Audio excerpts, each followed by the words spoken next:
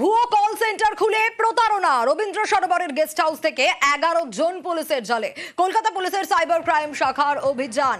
কিভাবে জালে এলো তারা, আরো বিস্তারিত রওনক জানাতে পারবে। তবে তার আগে আরো একবার জানাই, ভুয়ো কল সেন্টার খুলে প্রতারণা। রবীন্দ্র সরোবর গেস্ট হাউস থেকে গ্রেপ্তার করা হয়েছে 11 জনকে। কলকাতা পুলিশের সাইবার ক্রাইম শাখার অভিযান। গেস্ট হাউস থেকে কি উদ্ধার হলো, কিভাবে পুলিশের জালে, আরো বিস্তারিত রওনক জানাতে পারবে। রওনক, একেবারেই কলকাতা পুলিশের সাইবার ক্রাইম বিভাগ গতকাল রবীন্দ্র সরোবর থানার অন্তর্গত সাউথ সিটি গেস্ট হাউস বলে একটি গেস্ট হাউসে হানা দেয়। গোপন সূত্রে খবর পেয়ে পুলিশ জানতে পারে এখান থেকে একটি ভুয়ো কল সেন্টার চালানো হচ্ছিল, প্রতারণা চক্র চালাচ্ছিল অভিযুক্তরা। এই তল্লাশিতে মোট 11 জনকে পুলিশ গ্রেফতার করেছে। বিভিন্ন ডিজিটাল ডিভাইস সহ মোবাইল ফোন এবং ক্রিপ্টো কারেন্সি যে ওয়ালেট, সেই ওয়ালেটে ইতিমধ্যে পুলিশ করেছে। দীর্ঘদিন ধরে প্রতারকরা এখানেই ঘর ভাড়া নিয়ে প্রতারণা চক্র চালাতো।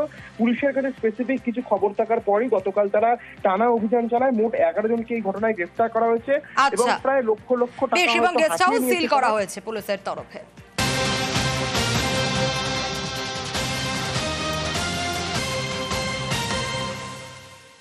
আর এবার নজর রাখবো, মুর্শিদাবাদে আগ্নেয়াস্ত্র সহ গ্রেপ্তার করা হয়েছে একজনকে। আগ্নেয়াস্ত্র উদ্ধার হয়েছে। বেলডাঙ্গা থানার আইসির নেতৃত্বেই অভিযান চলে এবং তাতে গ্রেপ্তার করা হয়েছে একজনকে। কিভাবে পাকড়াও, আরো বিস্তারিত প্রণব জানাতে পারবে। প্রণব, কিভাবে পাকড়াও করা গেল, কি উদ্ধার হয়েছে? দেখো, মুর্শিদাবাদের বেলডাঙ্গার যে 34 নম্বর জাতীয় সড়ক রয়েছে, ভাপ্তার কাছে পুলিশ যখন পেট্রোলিং দিচ্ছিল সেই সময় আজিমুদ্দিন শেখ নামে এক যুবককে ঘুরতে দেখে। তখনই সন্দেহ হয়। তারপরে তার কাছ থেকে কিন্তু 5টি আগ্নেয়াস্ত্র, গুলি এবং ম্যাগাজিন, তার মধ্যে তোমার দুটো 3টে 1 শাটার এবং দুটো 7mm পিস্তল রয়েছে। এবং এই আজিমুদ্দিন শেখকে জেরা করে আরো অনেক অস্ত্রের সন্ধান পাওয়া যাবে বলে পুলিশ মনে করছে। তাকে আজকে গ্রেপ্তার করে বহরমপুর জেলা জজ কোর্টে পাঠানো হচ্ছে। তারপরে পুলিশ নিজেদের হেফাজতে নিয়ে, তাকে 7 দিনের হেফাজতে নিয়ে আরো তথ্য জানার চেষ্টা করছে। কোথা থেকে এই অস্ত্রগুলো এলো, কাকে দেওয়ার উদ্দেশ্য ছিল এবং কেউ কি উদ্দেশ্যে নিয়ে এসেছিল। সুমিত কুমার নাথ, তার কাছে একটা সোর্স ইনফরমেশন আছে যে ভাপ্তা এরিয়াতে আজিমুদ্দিন শেখ বলে একজন ব্যক্তি, যার পুরনো প্রিভিয়াস ক্রিমিনাল রেকর্ড আছে, সে কিছু আর্মস নিয়ে কোনো ক্রাইম করার উদ্দেশ্যে যাচ্ছিল। তখন তাকে ইন্টারসেপ্ট করে ও আটকায় এবং তার কাছ থেকে 2টি 7.6mm এর আর্মস, সাথে হচ্ছে 3টে 1 শাটার এবং হচ্ছে 3 রাউন্ড গুলি পাওয়া গেছে। তাকে অ্যারেস্ট করি। অ্যারেস্ট করার পর আমরা অস্ত্র আইনে মামলা রুজু করা হয়েছে।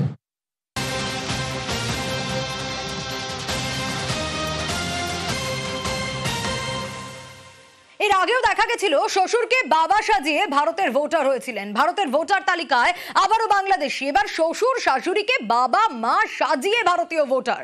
স্বরূপনগরে বাংলাদেশি ভোটারের হদিশ। ইউরোপ ফেরত বাংলাদেশি লালটু ধাবক। কিভাবে বানালেন এসব, অনুপমের কাছ থেকে জানা যাবে আরো ডিটেল। অনুপম, দেখো, এই যে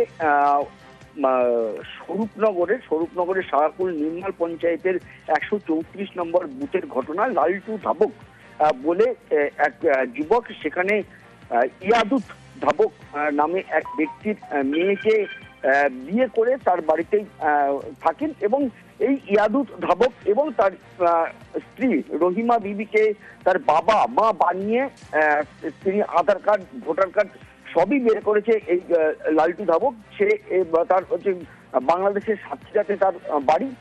সে বেশ কয়েক বছর ইউরোপে ছিল এবং তারপরে সেখান থেকে 6 থেকে 7 বছর আগে ভারতে আসে, স্বরূপনগরের এই সীমান্তবর্তী গ্রামে আসে এবং সেখানে এসে এখানে এসে ইয়াদুত ধাবক তার মেয়েকে বিয়ে করে এবং তার বাড়ি এবং শ্বশুর শাশুড়িকে বাবা মা সাজিয়ে ভারতের ভোটার কার্ড বানিয়ে নেয়। বেশ, বাড়িটা হচ্ছে আমাদের বাড়ি আগে ছিল ওই গোবরডাঙ্গার এখানে।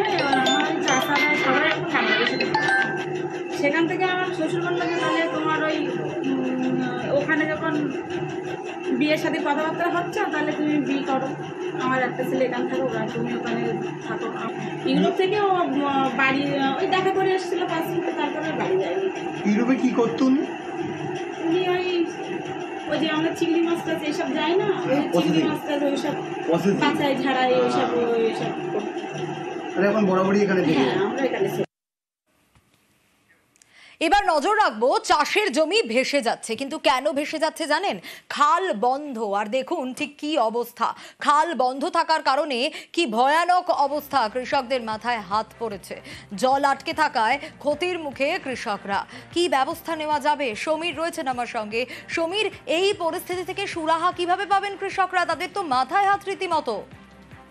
দেখো সোনিয়া, দক্ষিণ 24 পরগনার বজবজে 1 নম্বর ব্লকে গোবরঝুড়ির বড় খাল বাঁশ দিয়ে আটকে, তার উপর দিয়ে কি ঝামা ইট ঢেলে এবং সেখান থেকে একটা অস্থায়ী একটা রাস্তা করেছে। ফলে বিঘা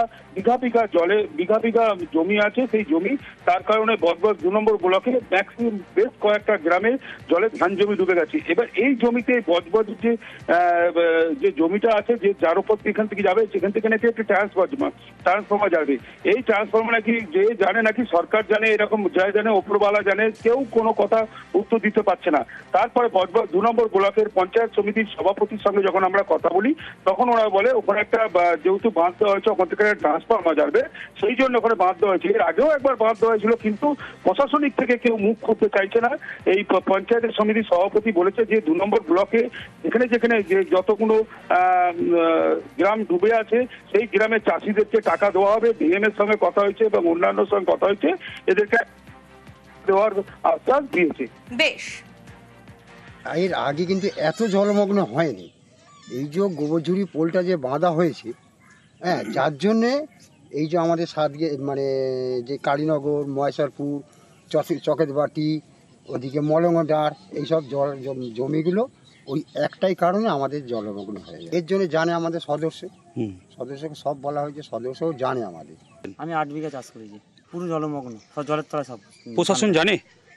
জানিয়েছি সদস্য, প্রচুর টাকা ক্ষতি। তাহলে ক্ষতির মুখে আর পড়তে হতো না? না, ক্ষতির মুখে আর পড়তে হতো না। একবার যদি আগাম সতর্কবার্তা জানিয়ে দিত, যেমন আগাম এই ঝড় হবে, জল হবে বলে দিচ্ছে, যে এইগুলো যদি বলতে পারতো, তাহলে এই চাষ বিষয়ে যে এটা কোনো জায়গায় একটা গাফলতি দেখছেন যে এই যে না বলে গাফলতি আছে, তো যদি এটা জানিয়ে। এটা একটা বড় ট্রান্সফরমার যাবে, তার জন্য ওই পোল দিয়ে গেলে পোলটা ভেঙে যাবে, তার জন্য এটা থেকেই করা হয়েছে, ওরাই করেছে, রাস্তাটা করেছে। খালটা বোধহয় ওর জন্যে আমাদের আজকে আলোচনা হয়েছে। আজকের আমার পঞ্চায়েত সমিতিতে আজ মিটিং ছিল, সেচ দপ্তরে আমাদের এডিএর অফিসের মিটিং ছিল। এডিও সাহেবকে আমি বলেছি যেগুলো ক্ষয়ক্ষতি হয়েছে, আর আমাদের পঞ্চায়েত সমিতির মেম্বারদের সবাইকে বলেছি দেখে আমাদের রিপোর্টিং করতে। আমরা দেখছি এটা কি করা যায়, এবং যাতে জলটা বেরোয় তার জন্যেও আজকে আলোচনা হয়েছে। ভুয়ো কল সেন্টার খুলে প্রতারণা, রবীন্দ্র সরোবরের গেস্ট হাউস থেকে 11 জন পুলিশের জালে। কলকাতা পুলিশের সাইবার ক্রাইম শাখার অভিযান। কিভাবে জালে এলো তারা, আরো বিস্তারিত রওনক জানাতে পারবে। তবে তার আগে আরো একবার জানাই, ভুয়ো কল সেন্টার খুলে প্রতারণা, রবীন্দ্র সরোবর গেস্ট হাউস থেকে গ্রেপ্তার করা হয়েছে 11 জনকে। কলকাতা পুলিশের সাইবার ক্রাইম শাখার অভিযান। গেস্ট হাউস থেকে কি উদ্ধার হলো, কিভাবে পুলিশের জালে, আরো বিস্তারিত রওনক জানাতে পারবে। রওনক, একেবারেই কলকাতা পুলিশের সাইবার ক্রাইম বিভাগ গতকাল রবীন্দ্র সরোবর থানার অন্তর্গত সাউথ সিটি গেস্ট হাউস বলে একটি গেস্ট হাউসে হানা দেয়। গোপন সূত্রে খবর পেয়ে পুলিশ জানতে পারে এখান থেকে একটি ভুয়ো কল সেন্টার চালানো হচ্ছিল, প্রতারণা চক্র চালাচ্ছিল অভিযুক্তরা।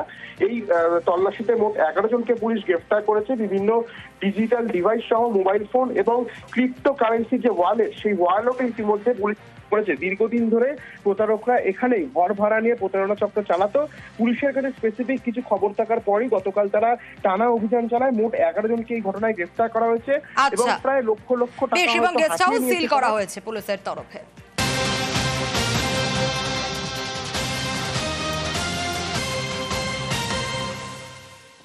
আর এবার নজর রাখবো, মুর্শিদাবাদে আগ্নেয়াস্ত্র সহ গ্রেপ্তার করা হয়েছে একজনকে। আগ্নেয়াস্ত্র উদ্ধার হয়েছে, বেলডাঙ্গা থানার আইসির নেতৃত্বেই অভিযান চলে এবং তাতে গ্রেপ্তার করা হয়েছে একজনকে। কিভাবে পাকড়াও, আরো বিস্তারিত প্রণব জানাতে পারবে। প্রণব, কিভাবে পাকড়াও করা গেল, কি উদ্ধার হয়েছে?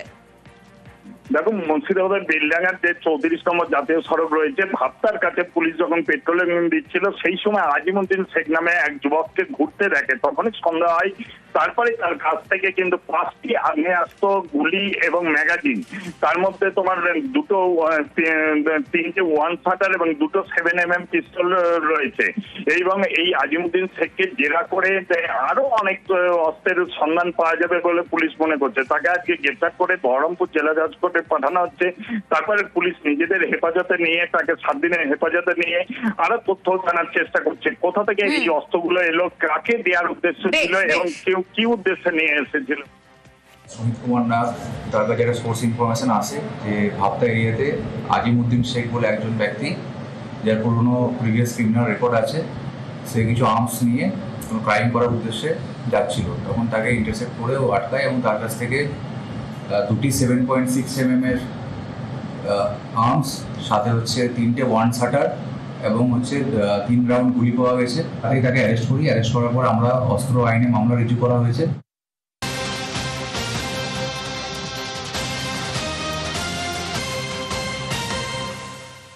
এর আগেও দেখা গেছিল শ্বশুরকে বাবা সাজিয়ে ভারতের ভোটার হয়েছিলেন। ভারতের ভোটার তালিকায় আবারও বাংলাদেশি। এবার শ্বশুর শাশুড়িকে বাবা মা সাজিয়ে ভারতীয় ভোটার। স্বরূপনগরে বাংলাদেশি ভোটারের হদিশ। ইউরোপ ফেরত বাংলাদেশি লালটু ধাবক। কিভাবে বানালেন এসব? অনুপমের কাছ থেকে জানা যাবে আরো ডিটেল। অনুপম, দেখো, এই যে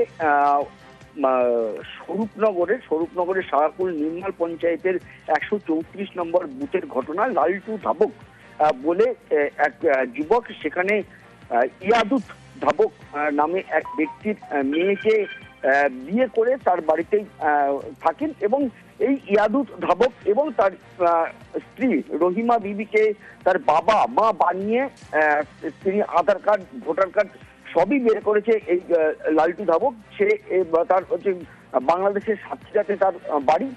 সে বেশ কয়েক বছর ইউরোপে ছিল এবং তারপরে সেখান থেকে 6 থেকে 7 বছর আগে ভারতে আসে, স্বরূপনগরের এই সীমান্তবর্তী গ্রামে আসে এবং সেখানে এসে এখানে এসে ইয়াদুত ধাবক তার মেয়েকে বিয়ে করে এবং তার বাড়ি এবং শ্বশুর শাশুড়িকে বাবা মা সাজিয়ে ভারতের ভোটার কার্ড বানিয়ে নেয়। বেশ, ওর বাড়িটা হচ্ছে এই আমাদের বাড়ি আগে ছিল ওই গোবরডাঙ্গার এখানে। এবার আমার চাষারা সবাই এখন বাংলাদেশে থাকে। সেখান থেকে আমার শ্বশুর বললো যে তাহলে তোমার ওই ওখানে যখন বিয়ের সাথে কথাবার্তা হচ্ছে তাহলে তুমি বিয়ে করো, আমার একটা ছেলে এখানে থাকো আর তুমি ওখানে থাকো। ইউরোপ থেকে ও বাড়ি ওই দেখা করে এসেছিলো 5 মিনিটে, তারপরে বাড়ি যায়নি। ইউরোপে কি করতো উনি? উনি ওই যে আমরা চিংড়ি মাছ টাছ এইসব যাই না, চিংড়ি মাছ টাছ ওইসব বাঁচাই ঝাড়াই ওইসব এখন বরাবরই এখানে। হ্যাঁ, আমরা এখানে। এবার নজর রাখবো, চাষের জমি ভেসে যাচ্ছে। কিন্তু কেন ভেসে যাচ্ছে জানেন? খাল বন্ধ। আর দেখুন ঠিক কি অবস্থা। খাল বন্ধ থাকার কারণে কি ভয়ানক অবস্থা। কৃষকদের মাথায় হাত পড়েছে। জল আটকে থাকায় ক্ষতির মুখে কৃষকরা। কি ব্যবস্থা নেওয়া যাবে? সমীর রয়েছেন আমার সঙ্গে। সমীর, এই পরিস্থিতি থেকে সুরাহা কিভাবে পাবেন কৃষকরা? তাদের তো মাথায় হাত রীতিমতো। দেখো সোনিয়া, দক্ষিণ 24 পরগনার বজবজে 1 নম্বর ব্লকে গোবরঝুড়ির বড় খাল বাঁশ দিয়ে আটকে তার ওপর দিয়ে কি ঝামা ইট ঢেলে এবং সেখান থেকে একটা অস্থায়ী একটা রাস্তা করেছে। ফলে বিঘা বিঘা জমি আছে, সেই জমি তার কারণে বজবজ 2 নম্বর ব্লকে ম্যাক্সিমাম বেশ কয়েকটা গ্রামে জলে ধান জমি ডুবে গেছে। এবার এই জমিতে বজবজের যে জমিটা আছে, যে যার উপর এখান থেকে যাবে, সেখান থেকে নাকি একটা ট্রান্সফরমার যাবে। এই ট্রান্সফরমার নাকি যে জানে, নাকি সরকার জানে, এরকম যাই জানে, ওপরওয়ালা জানে, কেউ কোনো কথা উত্তর দিতে পারছে না। তারপরে বজবজ 2 নম্বর ব্লকের পঞ্চায়েত সমিতির সভাপতির সঙ্গে যখন আমরা কথা বলি, তখন ওরা বলে ওখানে একটা যেহেতু বাঁধ দেওয়া হয়েছে, ওখান থেকে ট্রান্সফরমার যাবে, সেই জন্য ওখানে বাঁধ দেওয়া হয়েছে। এর আগেও একবার বাঁধ দেওয়া হয়েছিল, কিন্তু প্রশাসনিক থেকে কেউ মুখ খুলতে চাইছে না। এই পঞ্চায়েতের সমিতির সভাপতি বলেছে যে 2 নম্বর ব্লকে যেখানে যে যতগুলো গ্রাম ডুবে আছে, সেই গ্রামের চাষিদেরকে টাকা দেওয়া হবে। ডিএম এর সঙ্গে কথা হয়েছে এবং অন্যান্য সঙ্গে কথা হয়েছে, এদেরকে দেওয়ার আশ্বাস দিয়েছে। বেশ, এর আগে কিন্তু এত জলমগ্ন হয়নি। এই যে গোবরঝুড়ি পোলটা যে বাঁধা হয়েছে, হ্যাঁ, যার জন্যে এই যে আমাদের মানে যে কালীনগর, মহেশ্বরপুর, চকেতবাটি, ওদিকে মলঙ্গডার, এইসব জমিগুলো ওই একটাই কারণে আমাদের জলমগ্ন হয়ে যায়। এর জন্য জানে আমাদের সদস্যকে সব বলা হয়েছে, সদস্যও জানে আমাদের। আমি 8 বিঘা চাষ করেছি, পুরো জলমগ্ন, সব জলের তলায় সব। প্রশাসন জানে? জানিয়েছি সদস্য, প্রচুর টাকা ক্ষতি। তাহলে ক্ষতির মুখে আর পড়তে হতো না? না, ক্ষতির মুখে আর পড়তে হতো না। একবার যদি আগাম সতর্কবার্তা জানিয়ে দিত, যেমন আগাম এই ঝড় হবে, জল হবে বলে দিচ্ছে, যে এইগুলো যদি বলতে পারতো, তাহলে এই চাষ বিষয়ে যে এটা কোনো জায়গায় একটা গাফলতি দেখছেন যে এই যে না বলে গাফলতি আছে, তো যদি এটা জানিয়ে এটা একটা বড় ট্রান্সফর্মার যাবে, তার জন্য ওই পোল দিয়ে গেলে পোলটা ভেঙে যাবে, তার জন্য এটা থেকেই করা হয়েছে, ওরাই করেছে, রাস্তাটা করেছে। খালটা বোধহয় ওর জন্যে আমাদের আজকে আলোচনা হয়েছে। আজকের আমার পঞ্চায়েত সমিতিতে আজ মিটিং ছিল, সেচ দপ্তরে আমাদের এডিএ অফিসের মিটিং ছিল। এডিও সাহেবকে আমি বলেছি যেগুলো ক্ষয়ক্ষতি হয়েছে আমাদের পঞ্চায়েত সমিতির মেম্বারদের সবাইকে বলেছি দেখে আমাদের রিপোর্টিং করতে। আমরা দেখছি এটা কি করা যায় এবং যাতে জলটা বেরোয় তার জন্যেও আজকে আলোচনা হয়েছে।